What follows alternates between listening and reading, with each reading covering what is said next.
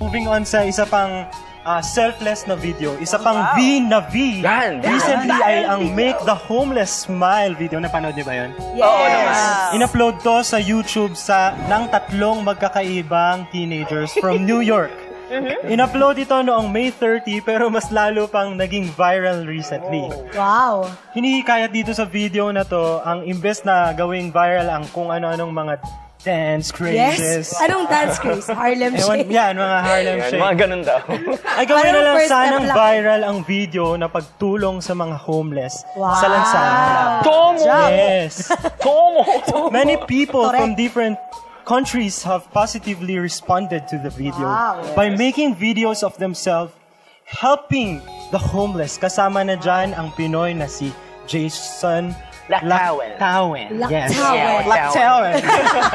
Lumalaktaw. We're sick and tired of all these weird trends on the internet, like the Harlem Shake. Con los terroristas. What are you doing? This is useless. Planking. What's the point of this? And twerking? Stop! What are you doing? There's literally no trend on the internet that's useful. So we're here to present to you guys the new trend. Make the homeless smile. Worldwide. Gonna make a change for once in my life. It's gonna feel real good. Gonna make a difference. Gonna make it right. As I turn up the collar on my favorite winter coat, this wind is blowing my mind. Okay talaga tong video na to kasi it's not about for the glory of yourself, but just to help others. And sometimes naman, dapat naman talaga, forget natin na kasayahan lang. And magpasaya naman tayo ng ibang tao. Correct.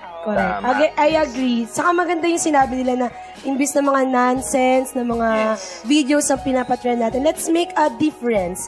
Parang kakaiba, yung kagaya ng kakaibang katrend, diba? Wow, Segway!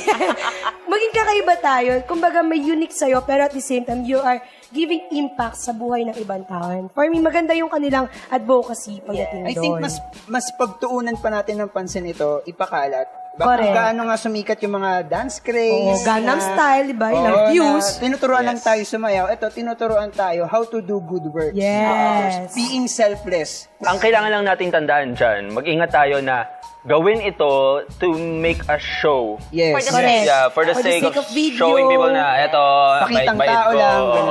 bait-bait ko, I'm doing good works. But really, to help people, at least sa mga makakanood, to inspire them, to help others. Dapat may compassion and love when you are doing that. Especially they are homeless. Baga yung mabibigay mong pagkain, damit, is makakabawas doon sa nararamdaman nilang hirap. At tandaan natin sa atin bilang mga Christians, we help others, we do good works, not in order for us to win the approval of God, but because this is what we have received from the Lord. This is the love of God we are expressing towards spreading and sharing Actually, the love gusto of ko nga God. sabihin, for sure, meron na namang mga kontra-bulate dyan, di ba?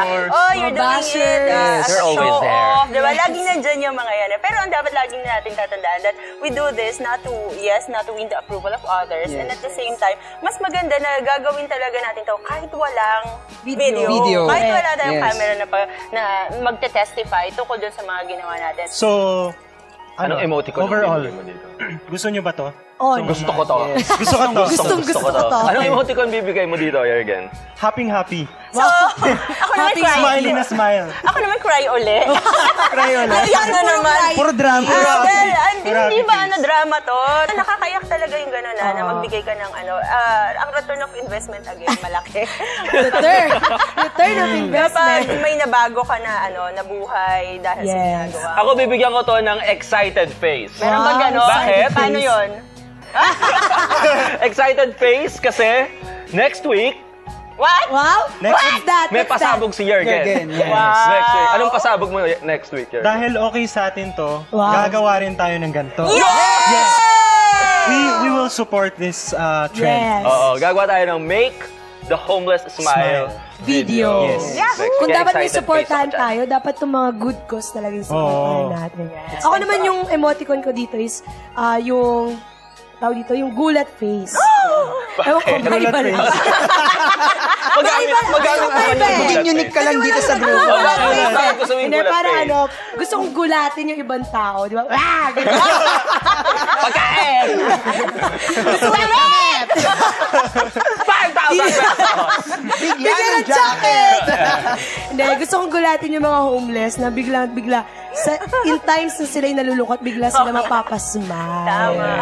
O, di ba? Ikaw, Patrick. Pero ko naman emoticon?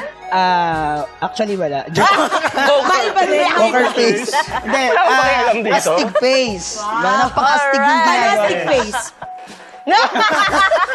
Parang ganun eh. Mas scary face. Pagkain. Well, marami pa sanang pwedeng pag-usapan tungkol sa issue na yan, pero magbe-break muna tayo. Yeah. At mamaya... Magbe-break tayo. Nauna ka na eh. Okay, mag-break muna tayo. At mamaya, pag-uusapan natin ang pagdala ng... Papalala. Jade, ba't ba laging ganyan? Sorry, sir. Sorry, Direk. Sige. Game, babasahin ko na. Papababa po uli. Bawal na. Bilisan. Bulin mo. Wait! Game. Ayun. Tayo. At mamaya... Jade. Sorry. Lagot ka, Kuya Jay. At mamaya, pag-uusapan natin ang paglaganap ng mga selfie! At ang bagong-bagong Facebook graph search. Kaya chill lang. Dito sa tambayan. Outspoken, open-minded, at over-sasayaw.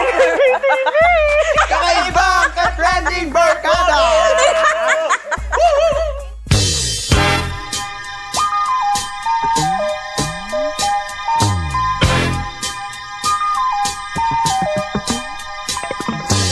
KKB TV likes the following sponsors: Arte Online Fashion Shop,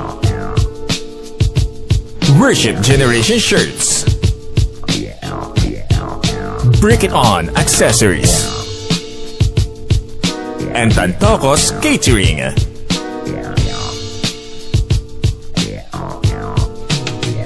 The Christian Hip Hop Dance Battle Volume 1 with performances by The Maneuvers and guest judge Shan Long. Don't miss the dance workshop in the morning for the benefit of the Cancer Warriors Foundation. Ang oras ay mainipin, di marunong maghintay. Kung palalamasin baka di na makasabay.